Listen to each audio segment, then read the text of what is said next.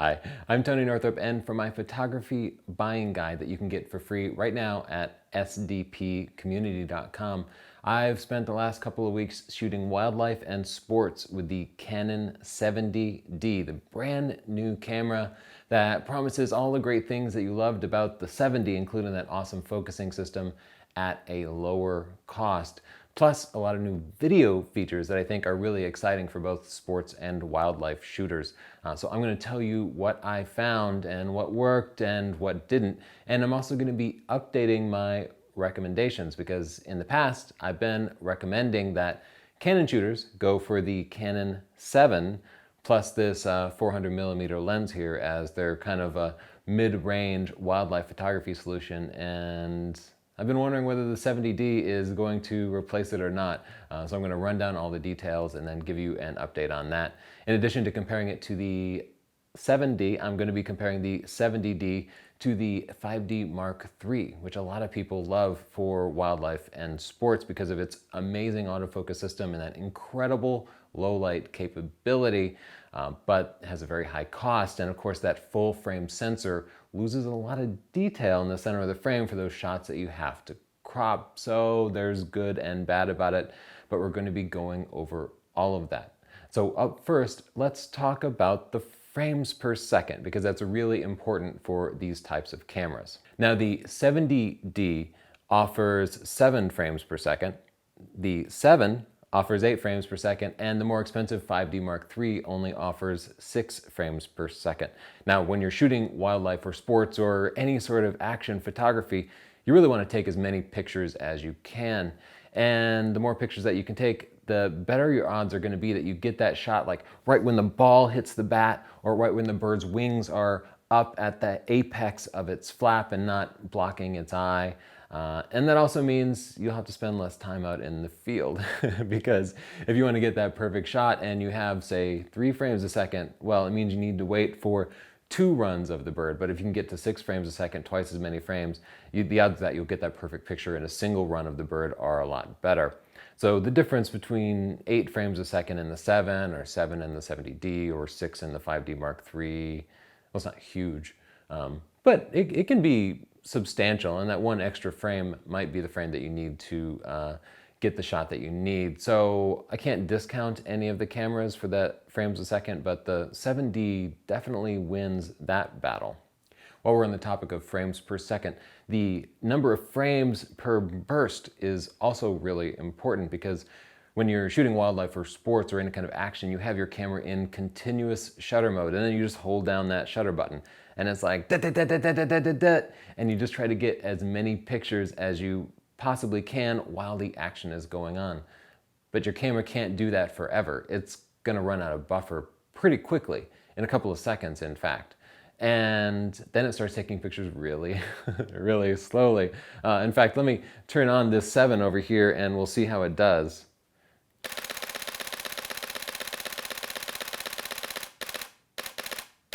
Now we hear the buffering kick in.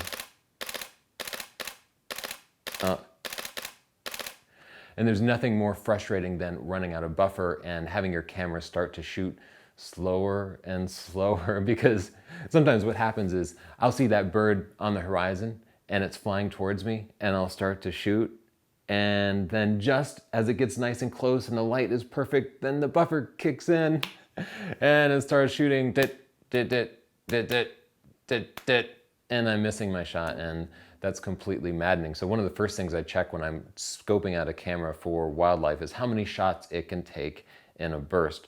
So let's go over the numbers. Now, there are many different factors in how quickly your camera runs out of buffer. Of course, the number of megapixels and the actual buffer in the camera, and whether you're shooting RAW or JPEG. And if you're shooting JPEG, well, you shouldn't be shooting JPEG, you should be shooting RAW.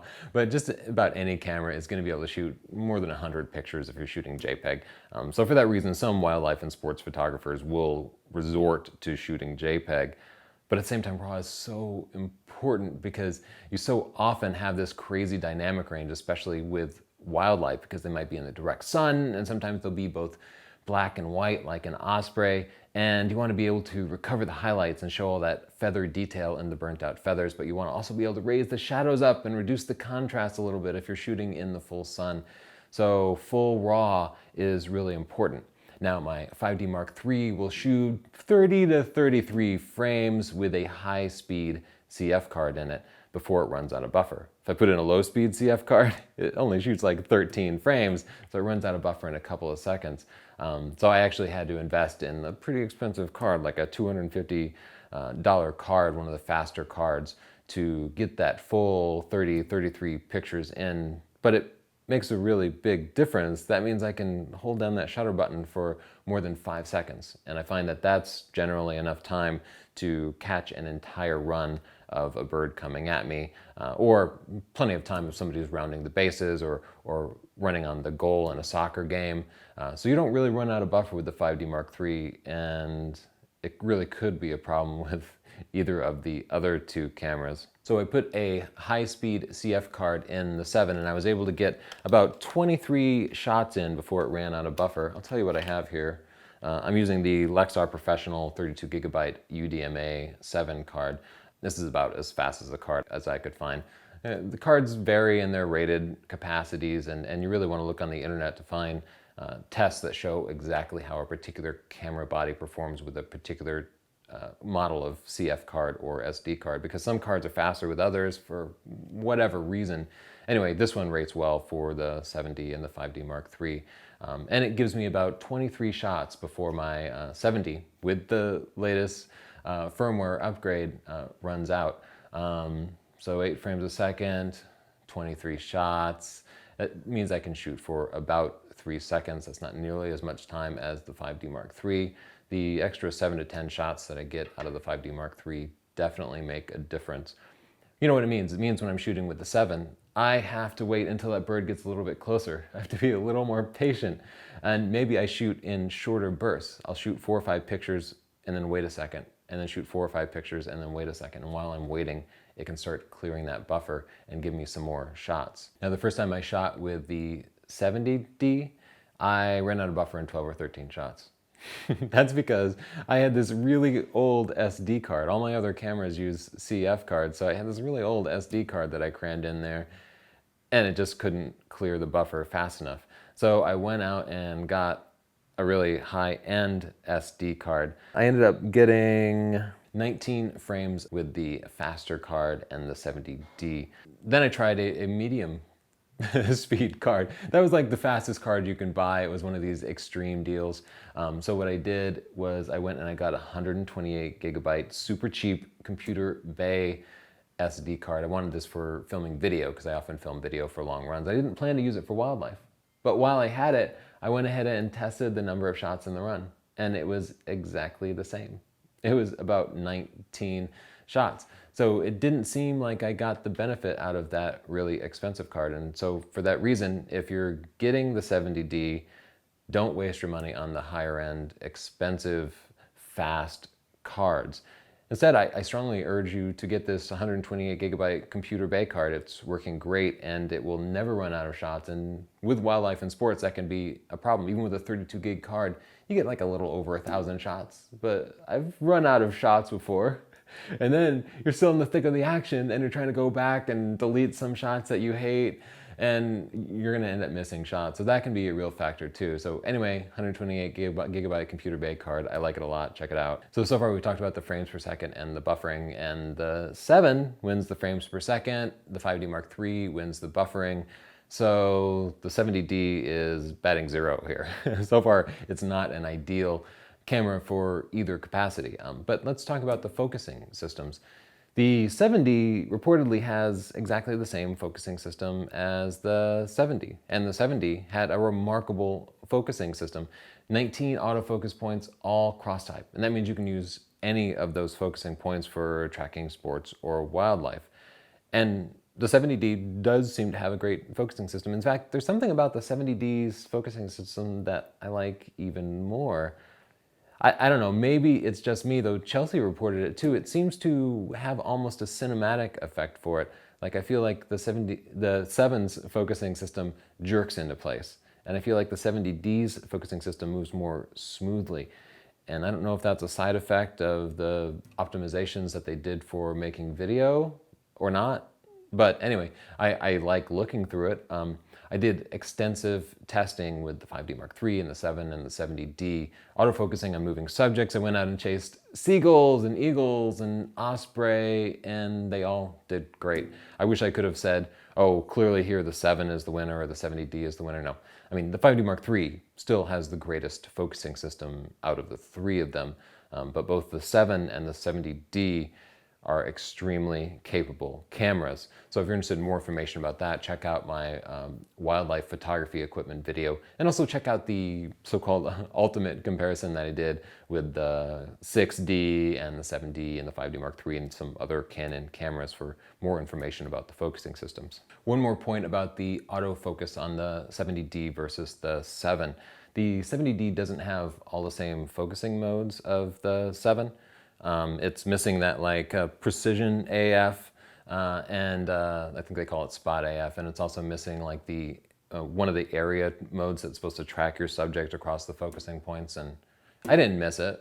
I use either a single autofocus point, or I do, if I'm shooting a bird against a blue sky or another plain background, then I'll select the all autofocus points and just let it track, and that's what I've done with the 7D, and that's what I'll do with the 70D, and they're kind of interchangeable. So in other words, they make a big deal out of dropping those features, but I didn't miss them, and I don't think you will either. So now, how about image quality? Now, when we're talking about sports and wildlife, detail is extremely important.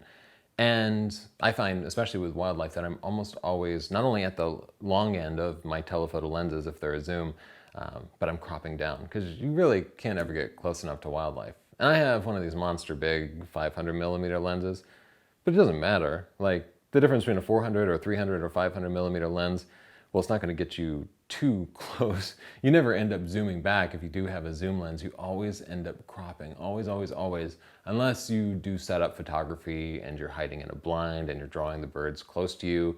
And even then, you really have to be at the point where you're like stacking on extension tubes before you're ever filling the frame with wildlife photography. There's this big myth that you should be filling the frame, but it's generally not practical. You almost always end up cropping. So there's a big difference between these cameras. The 5D Mark III is a full frame camera, and that means if you attach one of these lenses, well, it captures the entire image from the sensor, but then later you go back and crop it. Now the 7 and the 70D, they have a smaller sensor, and they capture just the center of the image, and they throw the rest of it away. But they have more megapixels in the center of the image than the 5D Mark III does. Because the 5D Mark III, it's what, 23 megapixels, and the 70 is 20 megapixels. So those 20 megapixels are crammed into like 60% of the space, meaning if you're cropping your picture anyway, you end up getting a lot more megapixels out of either the 7 or the 70D than you do the 5D Mark III. So it's this kind of weird thing where the Mark III definitely has better image quality. Full frame cameras always have better image quality than crop cameras. But if you're cropping, you probably are going to get better image quality out of one of the crop cameras. And this has been a really important factor for me because I make a lot of recommendations for what type of cameras people should get for wildlife and sports photography. And up until now in the Canon world, I've been recommending the 7D because of its crop sensor and its high megapixel count. So the 70D has a little bit higher megapixel count. I needed to do some image quality testing though to see if it had more noise or less noise, or if you could even see the difference between them. So I set up a little test lab here with my favorite animal, this little bear. I wanted to do a real world image quality test, but you know what? Birds don't hold still long enough for you to be swapping out 3 different cameras and to make everything precise. And I know you YouTube people, if the lighting changes a little bit or something, you're complaining over and over again about it. So I wanted to do a really controlled test for you. And I did that with this bear. I also set up a light off camera on it to blow out the highlights in the bear a little bit because that's a common scenario for wildlife. And you'll notice I use this green tree in the background here as the background and threw it out of focus because one of my biggest gripes about wildlife photography with any camera is the amount of noise that you get in blue skies or blurred green trees, because these primary colors, when they're nice and smooth like that, they don't show up nice and smooth when you zoom in because they just have an extremely large amount of noise in them. It just has to do with the way digital sensors are designed. Solid colors of red, blue, and green are always going to have more noise than white or gray or something that fills the entire spectrum with light. So let's jump into Adobe Lightroom and check out those results. Here on the left we have the Mark III, and on the right we have the 70D. And the first point I'd like to make is that the 70D has a crop factor. Therefore, on this 400mm f/5.6 prime lens, my main recommended lens for wildlife, you can see that it gets a lot closer. This bear is much closer to filling the frame than it is on the 5D Mark III, because the Mark III is a full frame camera, and the 70D is just taking the center image. It's exactly as if I cropped this 5D Mark III picture. Now here's why the crop sensor cameras, and the 70D specifically, make a better option than the full frame cameras for wildlife. And the reason is you always end up cropping. Well, at least almost always. Sometimes you can manage to hide well enough to get close to the birds, but for the most part, even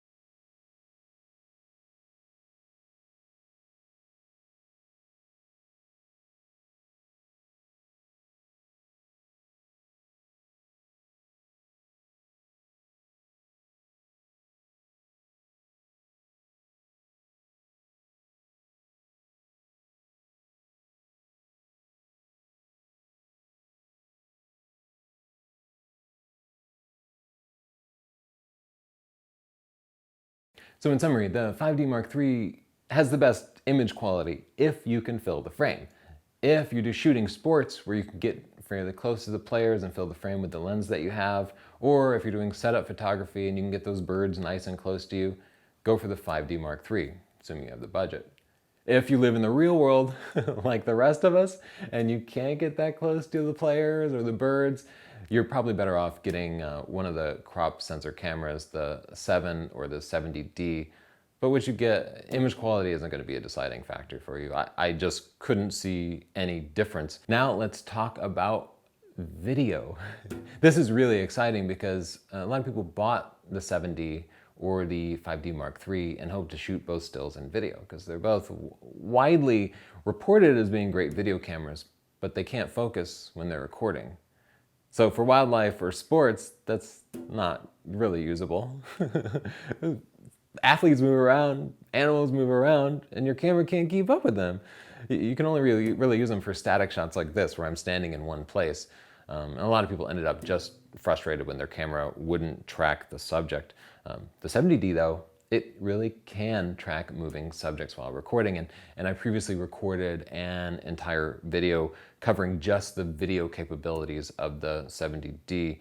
And I tried it extensively with both sports and wildlife on a tripod and handheld. And the results were kind of mixed. First, for like shooting my daughter's soccer games and for other sports, it worked pretty well. It worked, you know, like every camcorder that you've ever had, except that you could put a really nice lens on it. I recommend the kit lens that came with it. I'm using the 18-135. It worked out great. I also tried it with my 70-200 f2.8, the Canon model, with and without a teleconverter, and both still shots and video worked beautifully. The focusing on the 70-200, even though it's not an STM, it did just great while recording video, and for the most part, it could keep up with moving subjects. Now, I had a real problem because with sports, sometimes a player will step in the foreground, and the focusing system would immediately latch onto that closer player.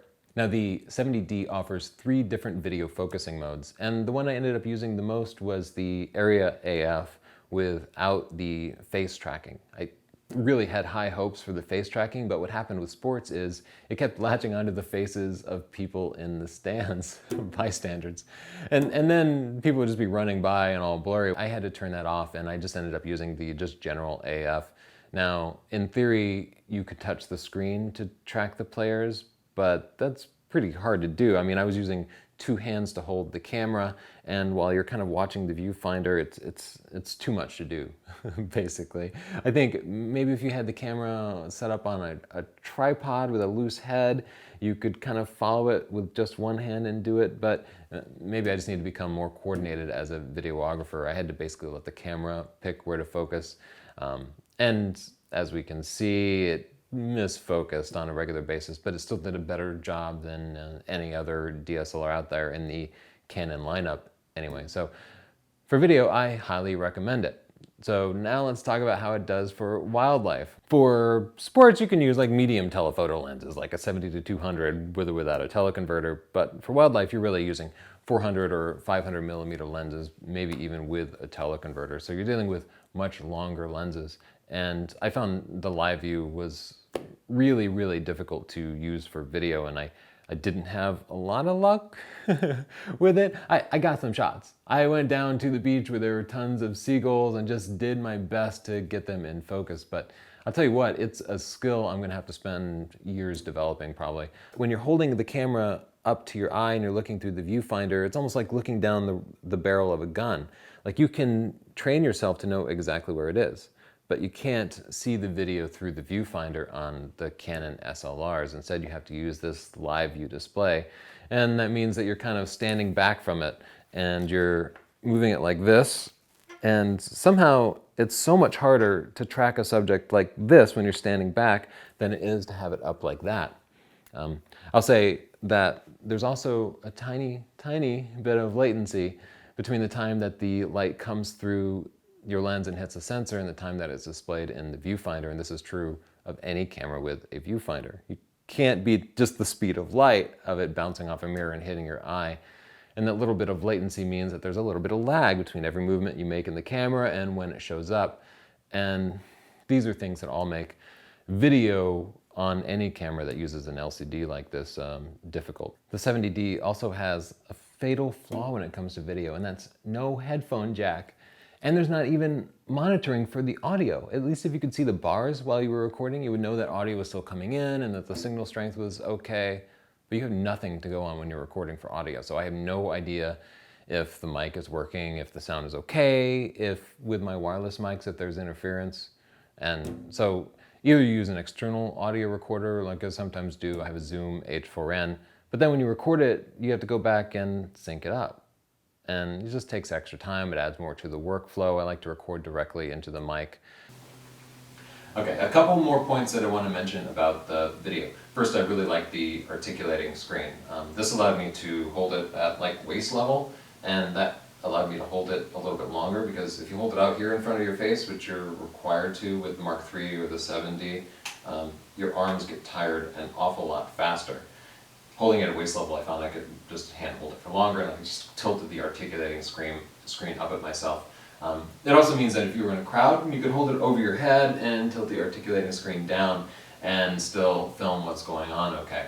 Another point about the video, if you do plan to shoot video of wildlife and that's your primary focus, I would actually recommend going for the Canon 100 to 400 f5.6 lens. For video, I think it would be terribly useful to be able to zoom back and find your subject in the viewfinder and then zoom in. Now the 70D can also autofocus while recording up to f11. So you can stack a teleconverter on a lens like this and still focus. But don't think that you're going to be doing that for shooting stills, because as I mentioned, it's terribly hard to use the live view and track moving subjects. So maybe you can do it if something is completely still and stick the teleconverter on there and use the autofocus system with the live view, but it's not really practical. So I basically completely dismiss this ability to autofocus to f11. I suppose if you are like paparazzi and you're setting up camera on a tripod with a telephoto lens at the hotel across the harbor in New York so you can spy on some celebrity at some distance, all right, stack on some teleconverters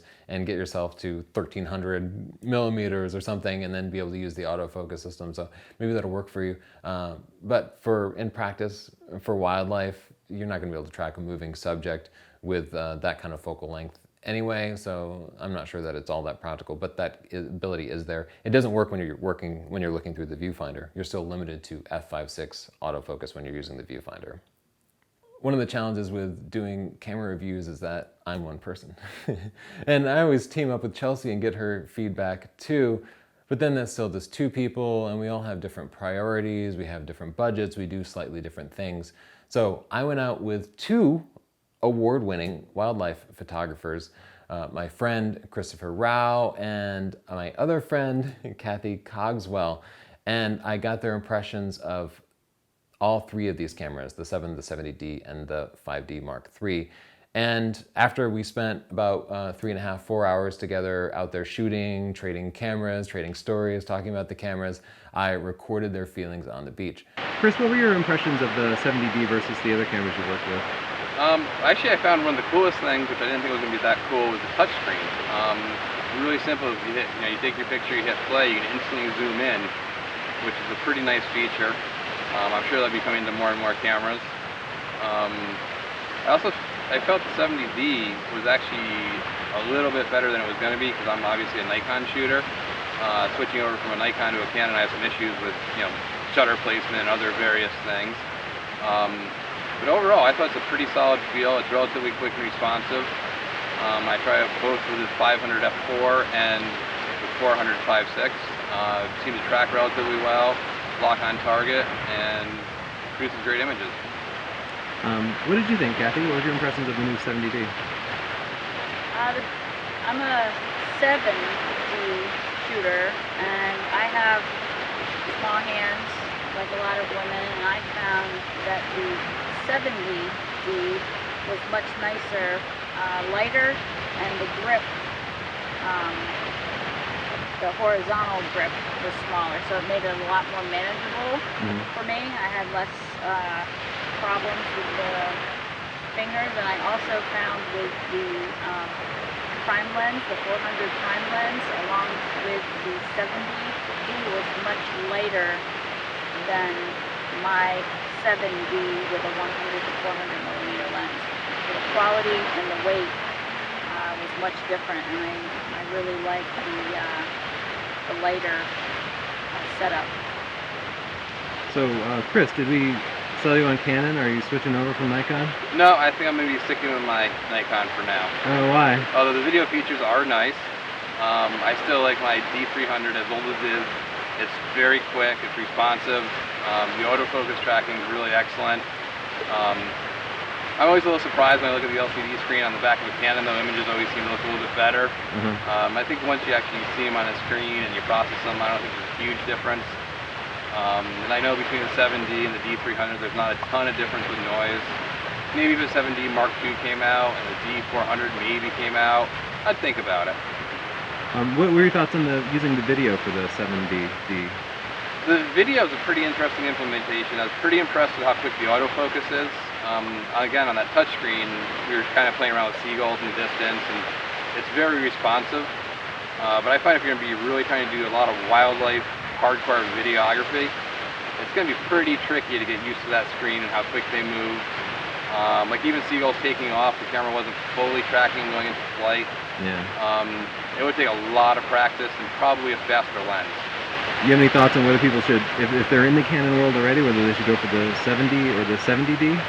I think it depends a lot. I think it's kind of like I'm a pretty hardcore wildlife photographer, and my primary mission is pictures, stills.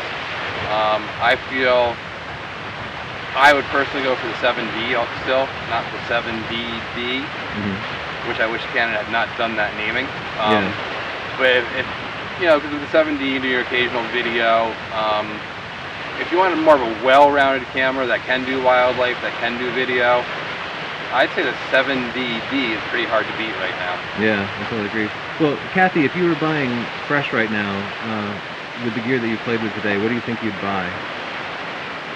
I'd be very tempted to look at the 70D, but with that 400 prime lens, just again because of the weight, and I don't shoot on a tripod, I shoot handheld, so I have to hold it up, so the weight for me is a significant issue, and then again with the small hands, it was just a much better feel, so I kind of have to try both, but I really do like the 70D for those reasons. Yeah, me too. All right, thanks guys. A couple more minor points. The 70D has the level in the viewfinder, which I found terribly useful for both sports and wildlife, because one problem I have is I'll be so focused on the subject that my camera starts to like tilt to the side a little bit. And if you're shooting near the water, well, you'll see a bird and the horizon will be there and it'll be at like a 10 degree, 20 degree angle, and then you have to straighten it in post. I also really liked the touchscreen in the 70D. I didn't think I'd care about it. I completely dismissed it because I'm so trained to use the buttons, and the touchscreen interface is kind of clumsy. Like, it's a poor implementation of a touchscreen interface. If you've used an iPhone, you're gonna find it incredibly frustrating. But it's still way better than not having a touchscreen interface. And for wildlife specifically, I can hit the play button and then pull my fingers apart to zoom way in and see the details of a picture. Then I can just drag my finger to pan around it. Now, if you do that with a 7 or a 5D Mark III, then you're hitting that magnifier button a couple of times to zoom in, or you're racking the main dial on the Mark III, and then you're like panning around it with these menu things, and it just takes much, much longer. So on the 70D, you can review your pictures much faster, and I found that to be really helpful.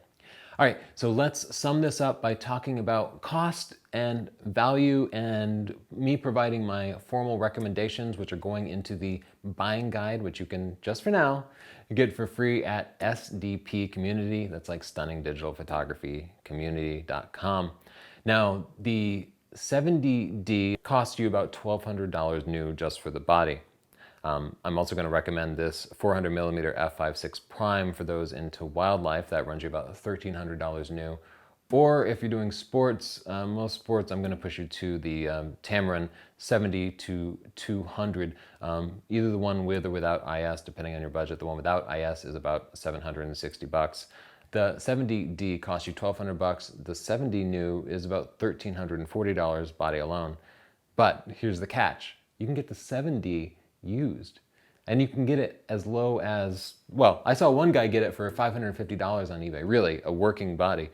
But the average sale is anywhere from $700 to $1,000. I bought this body used for $750 a few months back, and the prices are just continuing to drop. So if you don't mind buying used, and I highly encourage you to check it out, I buy all my gear used whenever I can. You don't have the option of buying the 70D used right now because it's brand new. And if you could, well, you'd be paying almost new prices. But this 7 is a little long in the tooth, and it's very capable. So in other words, it's, you know, a little more than half the price of the 70D right now. And for that reason, I'm going to make it my recommendation for wildlife photographers. I'm going to say, go out and get a used 7D, plan to pay around $750, use a little patience, use some sniping, go to Gixxon.com and set up an account, bid on a dozen different camera bodies, bid $750, and one of them is going to go through. As long as you wait a couple of weeks, you'll get that $750 body. Then try to find this 400mm 5.6 prime, not the zoom, and buy that with a target price of, say, $1,050. That's about what I paid for this one used. And that'll put you into an amazing professional level wildlife photography setup. You're looking at about $1,800, and I know that's not chump change, but you can get pro level results. You'll never be peering at your pictures thinking, why isn't that sharp? It'll be sharp. If you plan to use your camera for wildlife and a bunch of other stuff, then get the 70D. If you're not a dedicated wildlife shooter, or if it's your one camera body that's going to need to do everything, then get the 70D. The 70D is a better camera than the 7. It's just newer. It's got all these nice new features like the touchscreen. It's got this articulating screen that I love. It's got Wi-Fi, which is useful. And the video completely blows away the 7. So I'm a big fan of the 70D. And what about my 5D Mark III? I'm going to recommend the 5D Mark III for those, well, first you have to have the money, right? If you're shooting indoor sports like basketball or volleyball, where you can get fairly close to the subject and it's in low light, then the 5D Mark III is going to make a big difference in your image quality, especially if you get a fast lens with it. The image quality on the 5D Mark III completely blows the others away, assuming you don't have to crop tight. If you have to crop, the crop bodies are still the way to go. This is not my last review of the 70D. I'm going to be making a complete overview of how to use the camera. So for those of you who've bought it, I'm going to show you exactly how to get the most out of it and how to set it up, including the basics of all the different controls. So if you want to see that, subscribe. If you like my style, if you like my videos, there's 6 hours of video in my book, Stunning Digital Photography, and I teach you how to do all types of photography, but especially wildlife photography. So check that out. You can use the links in the description below, or you can go to Amazon or just about any other store. The ebook is under $10. It's available in a paperback book too. Both have all the videos accessed online. So check it out, and also check out my buying guide at sdpcommunity.com. It's still in the draft stages. I'm getting feedback. I want to gather feedback from lots of other people on my opinions on different camera bodies and such, so it's not just my opinion, right? So check it out. If you disagree with something, please write me an email at tony@northrup.org. Please do check it out. Thanks so much.